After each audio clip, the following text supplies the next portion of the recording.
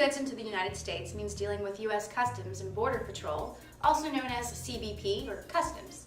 Everything imported into the U.S. has to be cleared by Customs, and most of it is subject to a duty payment before it can enter the country.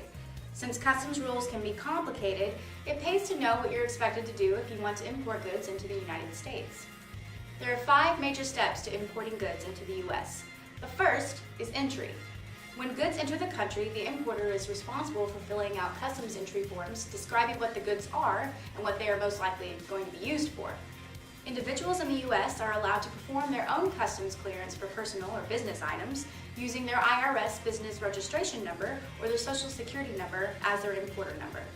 Although customs does not require you to have a permit to import things, other agencies might require one. Check any license or fee requirements before your shipment arrives so you're not unnecessarily delayed. The second step to importing goods into the U.S. is inspection. For most imports, inspection involves examining the documents included with the import to be sure they match the documents filed by the importer on entry. A small percentage of imports are open to determine their contents. These imports are usually from countries hostile to the U.S. or imports like those that have been found to contain contraband before. For example, Customs opens imports of flowers from Colombia much more often than it opens imports of flowers from Canada.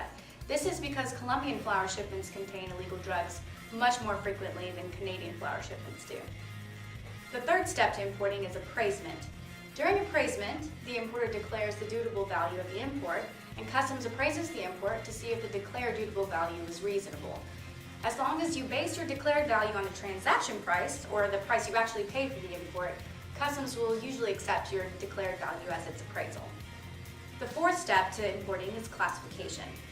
Every possible item that can be imported has a classification number, which is listed in the Harmonized Tariff Schedule of the United States.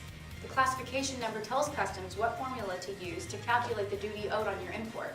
Classification can be quite complex, so it may help to consult a licensed customs broker at this point for help getting the correct classification. The final step to importing is liquidation. In liquidation, you pay the duty owed on the import along with any processing fees.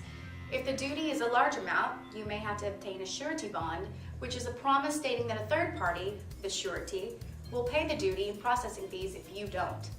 Once all duties and fees are paid, your imported goods are free to enter the country.